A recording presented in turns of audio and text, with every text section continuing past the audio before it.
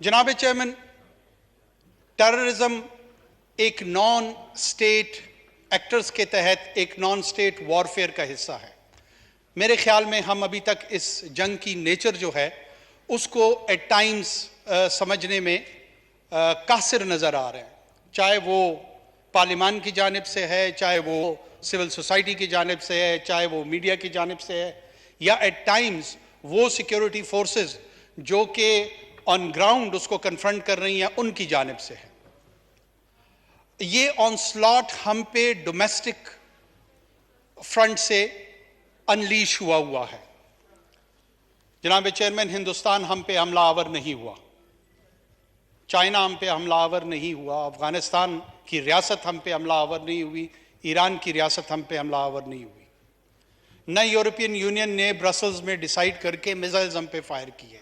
ये हमारी अपनी पॉपुलेशन के स्क्यूड व्यूज रखने वाले चंद अनासर हैं जो नॉन स्टेट एक्टर्स की सूरत में हम पे हमलावर हुए। और हमारा रिस्पांस मैकेनिज्म, जिसको हम रियासत, ये लफ्ज़ बार बार तवातुर के साथ हम इस्तेमाल करते हैं, बुनियादी तौर पे रियासत क्या है? ये इजमा उन अफराद का है जिन्होंने चंद इदारों के इख्तियार और अक़दार को अपने हाथ में लिया हुआ है और उसको लेजिटिमेसी हासिल है। इसीलिए कत्ल में और कैपिटल पनिशमेंट में फ़र्क रखा गया है, तफरीक रखी गई है। जो कैपिटल पनिशमेंट है वो रियासत के बिहाफ पे एक ड्यू प्रोसेस के तहत उसको एग्जीक्यूट किया जाता है, और जो इंडिविजुअल उसी फिजिकल एक्शन से अगर उस किस्म का कॉन्सिक्वेंस सामने लेकर आता है तो उसे हम कत्ल गर्दानते हैं। इस रिस्पॉन्स मैकेनिज्म में हमारे पास सिविल लॉ इन्फोर्समेंट एजेंसीज थी और हमारे पास एक कन्वेंशनल मिलिट्री थी। जनाब स्पीकर, कन्वेंशनल मिलिट्री की ट्रेनिंग जो ब्रिटिश कॉलोनियल लेगेसी के तहत 200 साल से हमारे पास मिली और पोस्ट इंडिपेंडेंस 70 साल हमने उसे ग्रूम किया, वो यूजुअली कन्वेंशनल वॉरफेयर की तैयारी में थी। वो टेररिज्म की तैयारी में हमने उनको इन टर्म्स ऑफ कैपेसिटी बिल्डिंग और ट्रेनिंग कभी न रखा न समझा। जब ये थ्रेट हमारे सामने आया तो military was morphed into a counter terrorism force, और जो स्टॉप गैप अरेंजमेंट था हमने रिस्पॉन्स ये दिया 9/11 के बाद कि काउंटर इसको मिलिट्री करेगी in terms of kinetics, in terms of the application of the force, without realizing कि बाकी दुनिया के जो तजर्बात टेररिज्म के साथ हैं, नॉन स्टेट वॉरफेयर के साथ है, वहाँ पे formal counter terrorism force establish हुई है।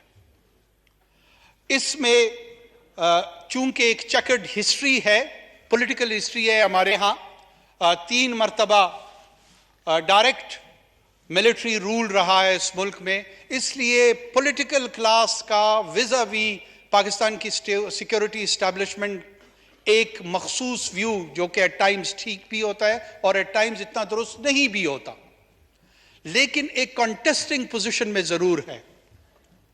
जब भी टेररिज्म की बात आती है, जब भी इस नुक्ते पे गुफ्तगू होती है, मुझे एज ए सिटीजन ऐसे फील होता है कि अगर उनकी कामयाबी सिक्योरिटी फोर्सेस की होती है तो एप्रिसिएशन, जो मोरल बूस्टर की ज़रूरत होती है, वो शायद इतनी नहीं होती, और हम एक दूसरे के धाक में बैठे होते हैं जैसे दुश्मन के सफ़ों में हों, और जूं ही उनके यहाँ कोई कमी, कोई डेफिशिएंसी जो कि हर जंग का हिस्सा होता है, वो अगर सामने आए, एग्जिबिट हो, तो वी ग्लॉट ओवर दैट। हम उसे कंस्ट्रक्टिव इंगेजमेंट की बजाय, कंस्ट्रक्टिव क्रिटिसिज्म की बजाय एट टाइम्स हम उसको उससे अंग्रेजी में ग्लॉट ओवर ही कहते हैं, और मुस्तफीद तो खैर उसकी उर्दू नहीं होगी, लेकिन एक रूहानी मसरत उससे हासिल करते हैं। ये रूहानी मसरत हमें मसले के हल की तरफ नहीं ले जा रही, ये वक्ती तौर पे बायसे इत्मीनान तो हो सकता है, बायसे हल नहीं है। जनाब चेयरमैन, इस फोरम पे इन कैमरा सेशन کی بھی بات کچھ دوستوں نے، ہمارے سینئرز نے رکھی، ضرور ہونی چاہیے، تمام لوگوں کو بلانا چاہیے، لیکن یہ پریکٹس بھی کوئی نویلٹی نہیں رکھتی ہے، یہ کوئی انوکھی بات نہیں ہے، یہ ماضی میں ان 2 دہائیوں میں کئی مرتبہ اس ایوان کے سامنے، اس معزز ایوان کے سامنے اس طرح کی بریفنگز ہوئی ہیں۔ میری اپنی ناچیز رائے یہ ہے کہ انوویٹو انداز میں امیجنیٹو اپلیکیشن کے تحت اب اوپن مائنڈ کے ساتھ اس گفتگو کو کرنے کا وقت آ گیا ہے۔ کیا ملٹری کاؤنٹر ٹیررزم فورس کے طور پہ ہم نے اس کو اپلائی کرنا ہے اور مزید اس کا استعمال کرنا ہے؟ ایسے دورانیے میں اگر کوئی ایکسٹرنل ملٹری ایڈونچر ہوتا ہے ہمارے ایسٹرن سائڈ سے یا کسی اور طرف سے، ایسٹرن سائڈ سے زیادہ اس کی پریزمپشن ہوتی ہے، تو ایسی صورتحال میں ہم کیا کریں گے؟ اس وقت جس 2 فرنٹ ڈاکٹرائن سے ہم ڈرتے ہیں، کہیں ایسا نہ ہو کہ ہمارا ڈومیسٹک فرنٹ ہی سیکنڈ فرنٹ ثابت نہ ہو۔ میں اس کی سینسٹیوٹی کو مد نظر رکھتے ہوئے اس کو بہت زیادہ مفصل انداز میں بات نہیں کرنا چاہ رہا، لیکن اتنا اشارہ ضرور دوں گا کہ اس پہ کنسٹرکٹیو ڈیبیٹ کی اور کنسٹرکٹیو ڈائلاگ کی اشد ضرورت ہے۔ دوسری جانب جو دوسرا امپورٹنٹ نوانس میں سمجھتا ہوں یا شیڈ سمجھتا ہوں، وہ نیریٹو کے حوالے سے ہے۔ ہمارے کچھ دوستوں نے کل یہ کہا کہ جو مذہب کے ریپریزنٹیٹیو ہیں، جو نیریٹو مدارس میں پڑھایا جاتا ہے، بتایا جاتا ہے، وہ ریڈیکلائزیشن اور ایکسٹریمزم کو کاؤنٹر کرنے کے لیے شاید کافی نہیں ہے۔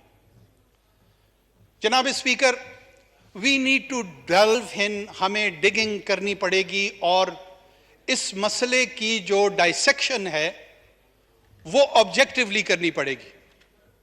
آپ کی توجہ چاہتا ہوں جناب اسپیکر۔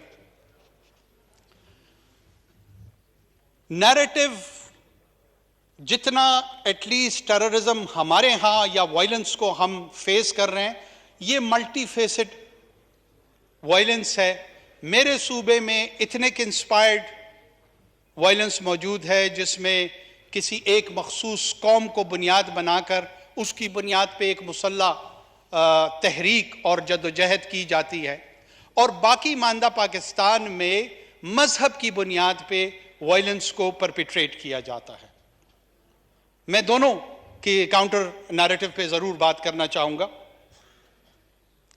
یہ حقیقت اپنی جگہ پر میرے خیال میں اسٹیبلشڈ ہے کہ جو لوگ ریلیجس انسپائرڈ وائلنس میں استعمال ہوتے ہیں، ان کے پاس مین سٹریم مذہب کی سند نہیں ہے۔ جو مین سٹریم سنی اور شیعہ اسلام ہے، حوزہ نجف جو کہ اہل تشیع میں روحانی طور پر سب سے سپیریئر اسپریچول سٹیٹس رکھتا ہے۔ آیت اللہ سیستانی ایک حجت الاسلام، ایک بہت بڑا روحانی نام اور شخصیت اہل تشیع کے ہاں، اور ان کا جو میں سمجھتا ہوں احترام ہے وہ اہل سنت کے ہاں بھی بہت زیادہ ہے۔